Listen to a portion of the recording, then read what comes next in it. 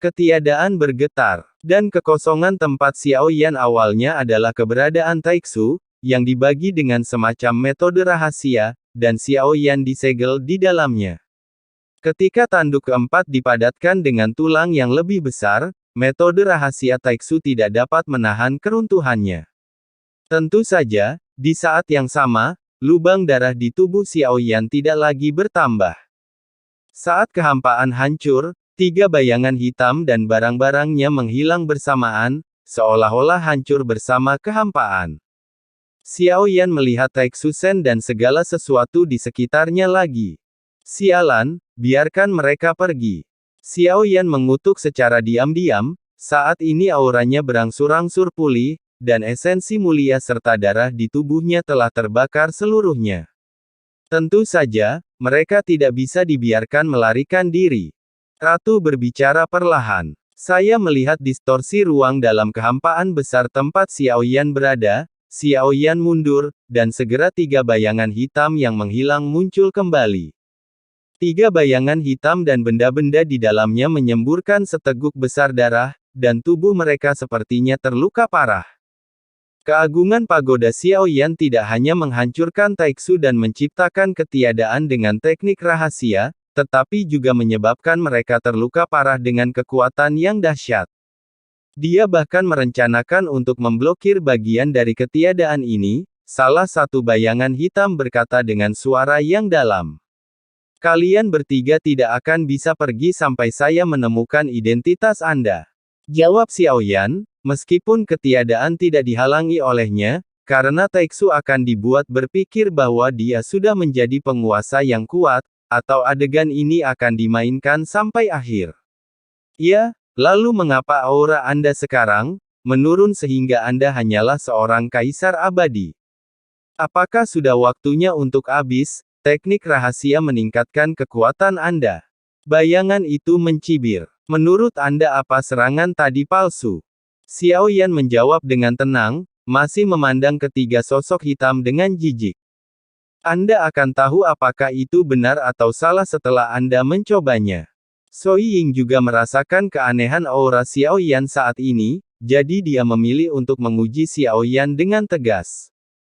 Jarak dari Xiao Yan tidak terlalu jauh, bayangan hitam itu menamparkan ketiadaan, segera membentuk cetakan telapak tangan abu-abu, dan menamparkan ke arah Xiao Yan. Kekuatan telapak tangan ini tidak sekuat serangan sombra sebelumnya, tapi bagi Xiao Yan yang kekuatannya kini telah mundur kembali ke bagian keempat Kaisar Abadi, itu adalah jurus mematikan. Mata Qi Dongdong juga tertuju pada Wei Ning, dia juga meragukan Xiao Yan sebelumnya, tapi sekarang sepertinya adalah waktu yang tepat untuk memastikan pikirannya. Namun metode Xiao Yan yang melukai mereka dengan parah pada akhirnya membuat mustahil bagi siapapun untuk meragukannya. Itu memang kekuatan yang hanya bisa dicapai dengan keterampilan bertarung tingkat kuno. Tetapi pada saat ini, aura Xiao Yan tiba-tiba turun ke titik di mana keabadian kaisar benar-benar diragukan. Xiao Yan melihat jubah panjang abu-abu yang bersiul ke arahnya, dan melihat bahwa Xiao Yan melambaikan tangannya dengan acuh tak acuh, tidak ada fluktuasi kekuatan dalam persepsinya. Tetapi saat cetakan telapak tangan abu-abu mendekat, cetakan telapak tangan Naksilai tiba-tiba runtuh dan pergi. Melihat sosok berpakaian panjang berwarna hitam yang langsung roboh, Dongdong tertegun, dan Dongdong juga terlihat serius. Kalahkan mereka, Xiao Yan memberi perintah. Dan ada beberapa sosok di sekelilingnya.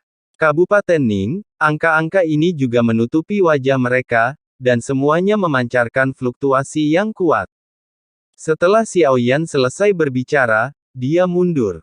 Dia tidak perlu mengambil tindakan sekarang.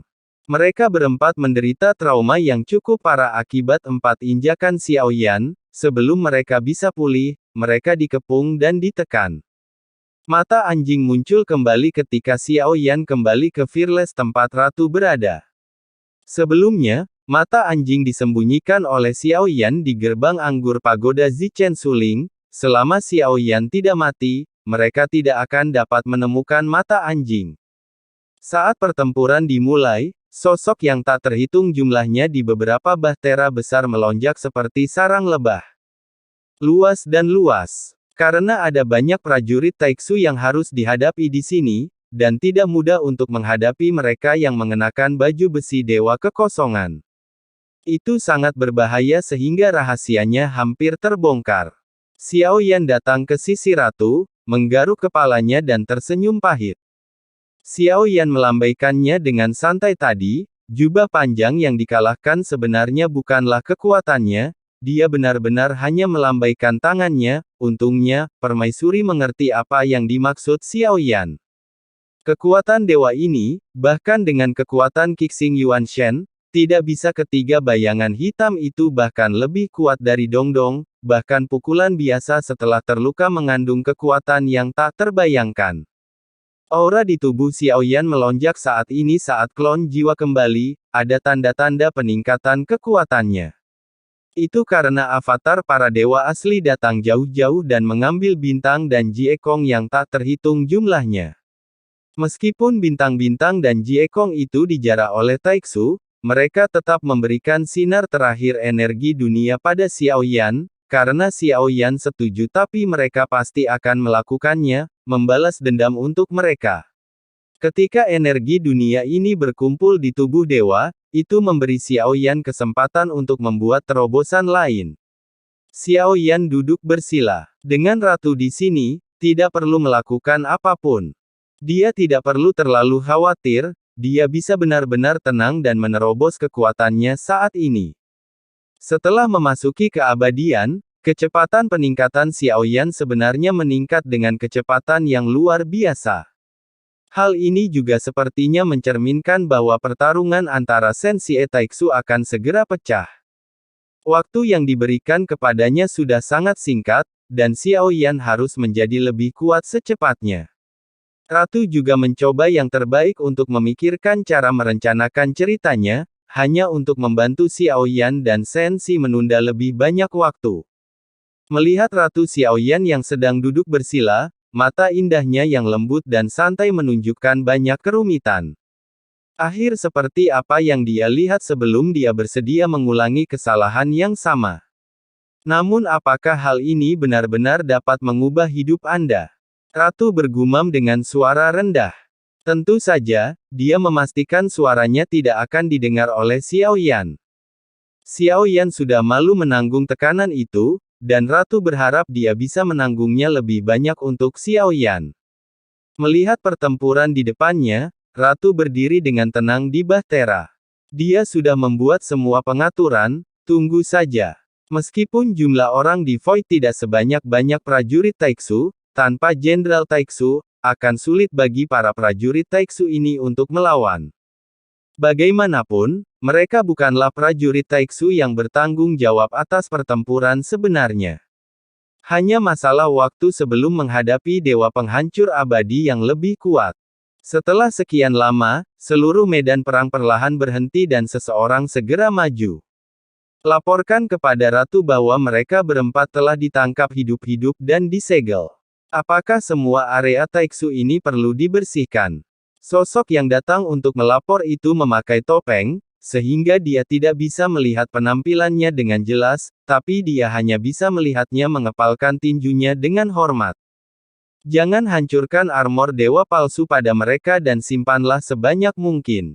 Adapun semua boneka yang mengenakan baju besi, kata Ratu dengan lembut. Setelah mengatakan itu, sosok itu sedikit menangkupkan tinjunya dan mengangkat tangannya. Tetapi pada saat ini, Taiksu Sen yang besar tiba-tiba meraung, dan Ratu serta sosok bertopeng menoleh pada saat yang bersamaan, ini. Sosok itu segera berteriak, dan semua sosok yang terlibat dalam pertempuran meninggalkan medan perang dengan tertib dan secepat mungkin. Saat berikutnya, seluruh Taiksu dan tanduk ilahi meledak dengan cahaya merah yang menyilaukan, dan Taiksu dan tanduk ilahi secara bertahap terbelah, dan terlihat jelas bahwa itu berubah menjadi kotak yang tak terhitung jumlahnya.